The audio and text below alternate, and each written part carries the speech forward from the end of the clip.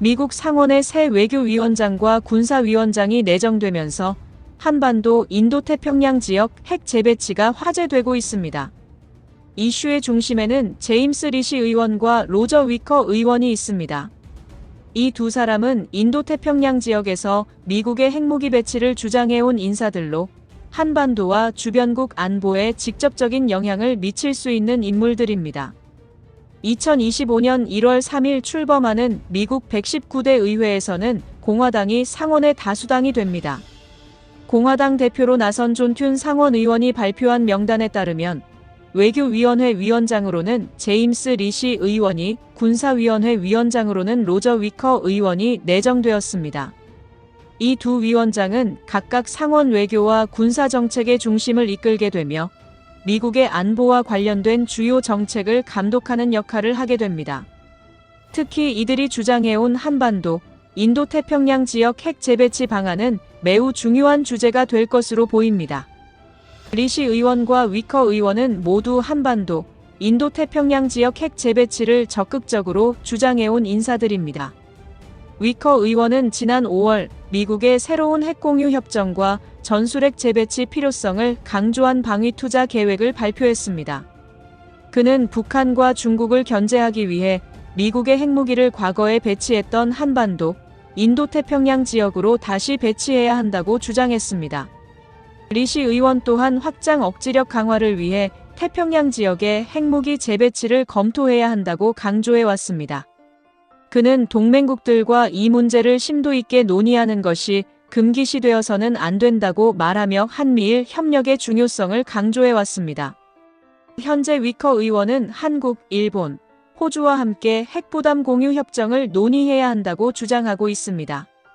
이는 과거 냉전 시기처럼 미국의 핵무기를 한반도에 배치해 확장 억지력을 강화하자는 취지입니다. 리시 의원과 위커 의원은 모두 전통적인 공화당 주류파 인사로 대중국 견제와 인도태평양 전략에 깊은 관심을 두고 있습니다.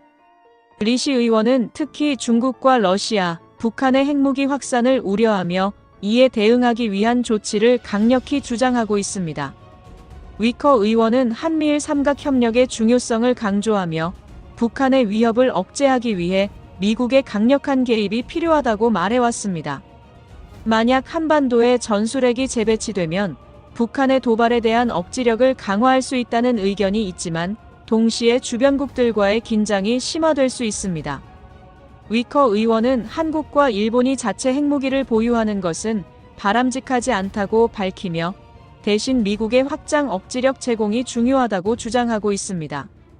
이를 위해 영내 미군 자산과 재원을 확충하는 것이 가장 현실적인 방안이라고 강조했습니다. 상원뿐만 아니라 하원에서도 한반도 문제는 중요한 쟁점입니다. 새 외교위원장으로 내정된 브라이언 마스트 의원은 북한의 대륙 간탄도 미사일 발사를 강력히 비판하며 미국이 힘을 통해 평화를 유지해야 한다고 주장한 바 있습니다. 또한 하원 군사위원장으로 내정된 마이크 로저스 의원은 한미일 동맹의 중요성을 강조하며 북한의 위협에 대비한 미사일 방어망 강화를 주장하고 있습니다. 새 의회에서 공화당이 주도권을 잡음에 따라 리시 의원과 위커 의원의 핵 재배치 주장이 더 큰 탄력을 받을 가능성이 있습니다. 특히 119대 의회에서 국방수권법안이 재상정된다면 한반도, 인도태평양 지역 핵 재배치가 미국의 주요 안보 정책으로 자리 잡을 가능성이 높아질 것입니다. 앞으로 급변하는 외교 사태에 대한민국이 잘 대비하여 큰 이득을 항상 취할 수 있는 날이 오길 기원하겠습니다. 시청해주셔서 감사합니다.